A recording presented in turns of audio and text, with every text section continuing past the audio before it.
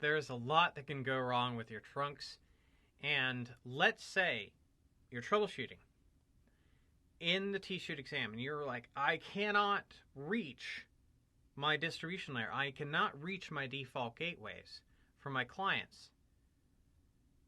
You want to think in terms of VLANs and trunks. Do I have a conduit to reach that IP address? It's very easy to do things like pruning off VLANs, and you're finding a needle in a haystack at this point. But that is the nature of the beast with regards to the exam. A lot of your chassis do support multiple trunking encapsulations. This is problematic because in the real world, we really don't want ISL. We just want .1Q. That's the IEEE standard that replaced ISL. And you might have some ISL that still lingers. Now the problem is, chassis that support both still really default to ISL. And if they dynamically negotiate an encapsulation, they will fall back to this one if both sides support ISL. So what you really want to do is get in the habit of setting your trunk encapsulation to .1Q. Now if you're trying to figure out, hey, what is my trunk encapsulation? Show interface trunk. And it's going to tell you very, very clearly what your trunking encapsulation is. If you see an N hyphen, that means it was negotiated to that value. If you just see some explicit trunking negotiation, or some explicit trunk, then negotiation did not take place. Let's say you are validating your switch interconnects. You're looking for trunks, you're not finding the trunks that you expect. You're missing a few. Go to those devices, and I want you to start to think, what can be the issues? Well, it could be a mode mismatch. When I say a mode mismatch, I'm thinking in terms of DTP. I want to remind you of a few key things. When we're set for dynamic auto, that tells DTP, yes, you'll be passive in the participation of a trunk. If you are asked by the other side to trunk, you will. But two sides set to dynamic auto will not form a trunk. They're too passive. We need one side to ask the other. Desirable will do that. Two sides set to desirable is a great way to go. Explicitly setting it to trunk works if it's on both sides. But be mindful.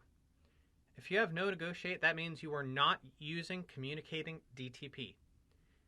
And you have to then be thinking, what is the other side expecting? If the other side is set to any of the other dynamic settings, no negotiate on one side and a dynamic setting on the other is not going to be compatible with trunking. And switchboard mode access is just explicitly saying, I don't want to trunk. Now, coming back here, no negotiate will turn off DTP. We talked about the modes. There's one other element, your VTP domain. Your VTP domain may or may not be in use for the adjustment of your VLAN database. However, the character string still plays a role in the formation of trunks if you are set for dynamic auto or dynamic desirable. So you do have to match the VTP domain. To view your VTP domain, you do a show VTP status. And so let's say we do a show VTP status. And we can see, okay, so I've got that as my VTP domain. Looks like I'm running version 3, which is great. That's the kind I like. And so that is relayed in the DTP frames. One other thing I like to do in the real world, show DTP interface. It's really cool to just say, hey, give me the real deal on DTP. And you can get really actually more information than you want but there's some good information, and this tells us the DTP mode is on, but that also could be derived from show interface trunk, where we see the mode is also on, and show interface, let's just pick one of these out, switch port. Okay. And administrative mode, trunk, that is equivalent to say on. It's different than this one. Negotiation of trunking just says DTP is on. And if I did a no negotiate, that turns itself to off.